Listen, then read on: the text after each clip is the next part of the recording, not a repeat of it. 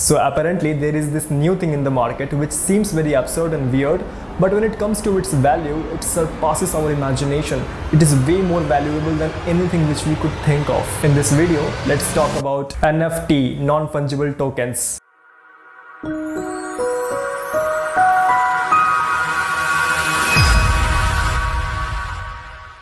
So let's understand what NFT is. What is this non-fungible token? To understand this, let's understand the meaning of fungible. Here, fungible means something that could be replaced by something identical. When we add non to the fungible, it becomes non-fungible. That means something which can't be replaced. Till now, things would look good and clear. But from now on, things would look little weird and absurd. For example, this video clip. This video clip for the same reason was sold for $580,000. Now let's make it more weird. We have seen this meme, right? This meme. We have shared it so many times. Now we have shared it so many times that it has become an art.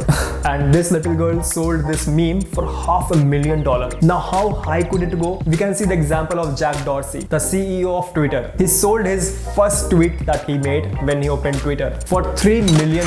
That converts to almost rupees 22 crores. And this, my friend, is NFT.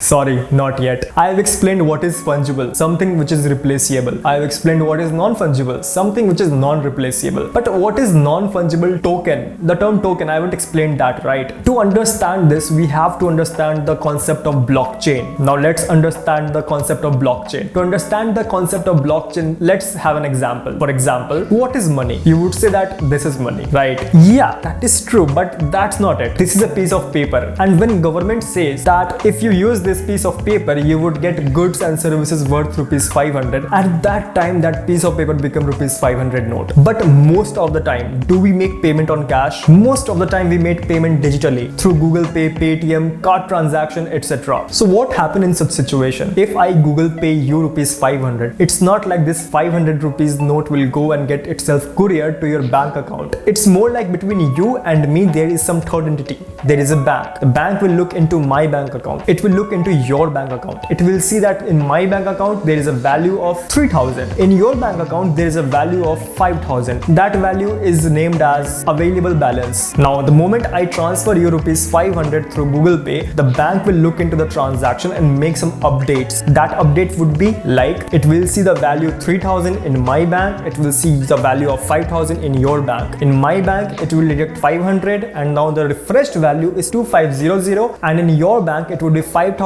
plus 500, 5500. So it's nothing but a game of numbers. And here the moderator of this game is none but the bank. So in blockchain there is this game of transaction. There is this game but there is no bank. So if there is no bank, who is moderating this game? Like who is updating this ledger and transactions? A non-centralized body, the internet. Each transaction that take place goes to public platform, not the bank. And out there are a bunch of computers which look into all such transactions. And in that public platform, all those computers and networks validate such transaction, and that is what we call it as a blockchain. So the question comes that why blockchain and why not the bank? Like why we are removing the bank from the game? We are removing bank from the game because bank has screwed us so many times that people are now finding for alternatives. It's more like a trust issue game. For example, if there is any transactional discrepancy in the blockchain transaction, if there is any, then what would happen? That there would be bunch of computer. It is in the public platform. If there is any discrepancy, any computer would go and flag it up. There is no centralized ruling, there is no centralized move, there is no influence. It's all decentralized, and that's why people trust blockchain over the bank. Now let's come back to token, the non-fungible token. What is the relation of token and the blockchain? The relation is as such that I want to buy Jack Dorsey's first tweet for $6 million,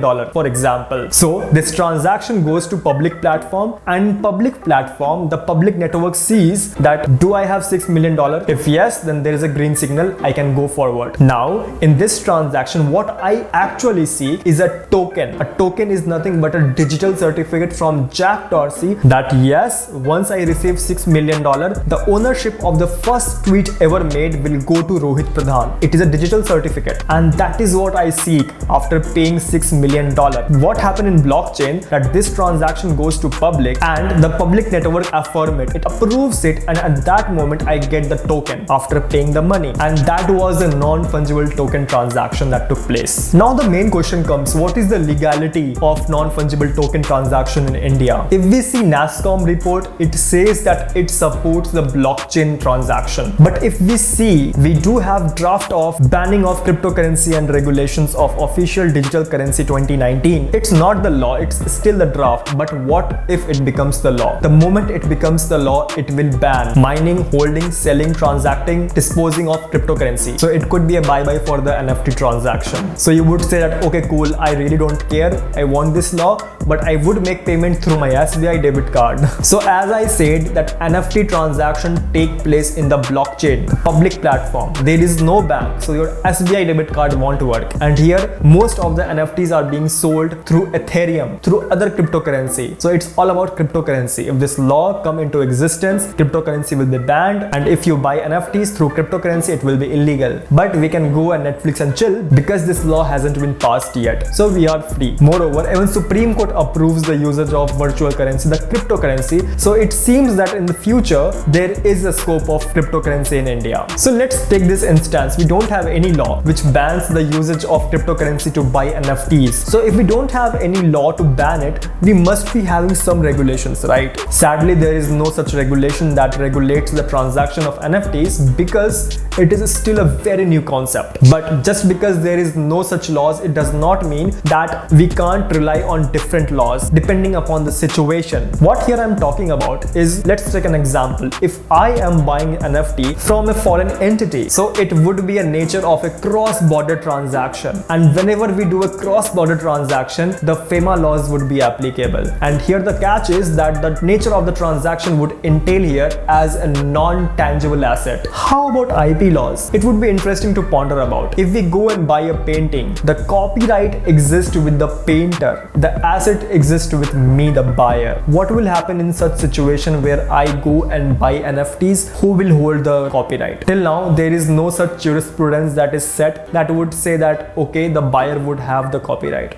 Till now, if we use the normal rationale, it would stay with someone who is the creator unless he transfer it. Now comes the Finance Act 2020. It clearly states that any e-commerce operator is required to pay 2% equalization levy of the total value. So if I come into a transaction with a foreign entity to buy NFT, then such foreign entity would have to pay 2% of the value of the consideration of the transaction to the Indian government. And that's the end of the video. Did this video give value to you? Like this video. If you want to see more such videos in future, subscribe this channel. Thank you so much.